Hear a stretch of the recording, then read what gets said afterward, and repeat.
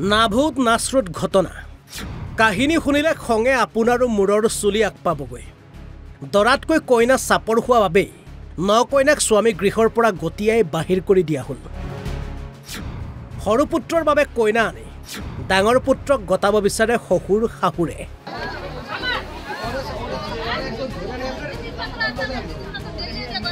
ঘটনা মহানগৰৰ উদালবাক্ৰাৰ নিজৰা পথত এই ফটোখন চা আজিৰ পৰা 7 দিনৰ পূৰ্বে এনেদৰে সৰু পুত্ৰ ৰাজকুমাৰ দাসে বিয়া পাতি আনিছিল এগৰাকী কইনা কিন্তু ন কইনাক বিয়া পাতি আনি আঠমঙলা সম্পূৰ্ণ নহলে স্বামী আৰু শহুৰ শাহুৰে জোখতকৈ চাপৰ হোৱা বাবেই এতিয়া এগৰাকী পত্নীক ঘৰৰ পৰা উলিয়াই দিছে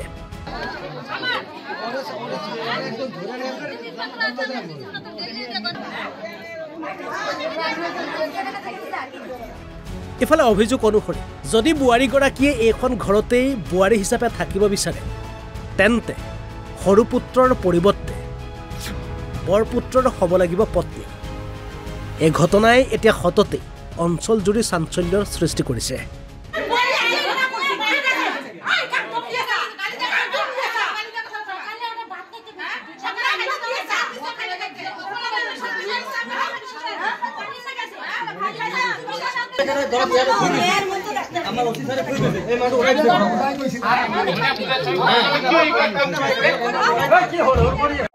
এতিয়া মানে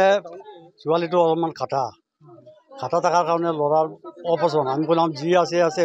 তোৰ কপালত যিটো আছে সেইটোৱে হৈছে তো গতিকে যি এইবাৰ হৈ গ'ল ইয়াতকৈ আৰু বাড়াবাড়ি কৰি লাভ নাই এতিয়া যে ৰাতিপুৱাৰ পৰা তেন্তে কি যে উৎপাত হৈছে এতিয়া আমি নিজেই নাজানো উৎপাতো এইটো তেন্তৰ মানুহ আহিছে আহি পেলাই উৎপাত কৰি আছে নাই যোৱাৰ কথা আছে অসুবিধা আছে বুলি আমি যোৱা নাই যাম বুলি কৈছোঁ নাই এইগিলা মিছা নাই আমি মানে এনেকুৱা হ'ল ৰাতিপুৱাৰ পৰা ছোৱালীটোক ওলাই দিলে আমি মন্দিৰত থাকিলোঁ পুলিচ আহিলে পুলিচ আহি কিনি মিলাই দিলে তাৰপিছত ছোৱালীটো ওলাই আহিলে আমি ছোৱালীটো ইমান আমাৰ মহিলা সকলে মিলি কিনি তাক ঘৰত সোমাই দিলোঁ সোমাই দেওয়াৰ পিছত আমি বাহিৰলৈ ওলাই গৈছোঁ তাৰপিছত আকৌ ছোৱালীটোক কিয় ঘৰৰ পৰা ওলাই দিলে কিয় নাৰাখিব সিহঁতে একবাৰ জেগা ছয়বাৰ যদি ছোৱালীটোক চাইছে চোৱাৰ পিছত এসপ্তাহ হোৱা নাই এসপ্তাহৰ মূৰতে ছোৱালীটোক খাটা এনেকুৱা তেনেকুৱা ছোৱালীটোক 2 লাখ টকা দি ছোৱালীটোক এৰাই দিব নালে ডাঙৰ দাদাৰ লগত থাকিবৰ কাৰণে অপশ্যন দিছে এইটো কি কথা হ'ল এটাতো ভাল কথা নহয় না আপোনালোকে কোন হয় আমি ৰাইজ সব দেখা পাইছে ৰাইজে আমি এইটো মানে উচিত বিচাৰ চাওঁ আৰু ছোৱালীটোৰ মানে প্ৰটেকশ্যন চাওঁ আমিতো ইমান বাৰ থাকিব নোৱাৰিম তাক যিমান বাৰ ওলাই দিব ইমান বাৰতো আমি সোমাব নোৱাৰিম নহয় আমাৰতো ঘৰৰ কাম চাম আছে আমি তাহাঁতৰ কাৰণে কি এনি টাইম বহি থাকিম আমি মোটামুটি আজি 3 ঘণ্টাৰ পৰা ইয়াতে আছো ছোৱালীটোৰ কাৰণে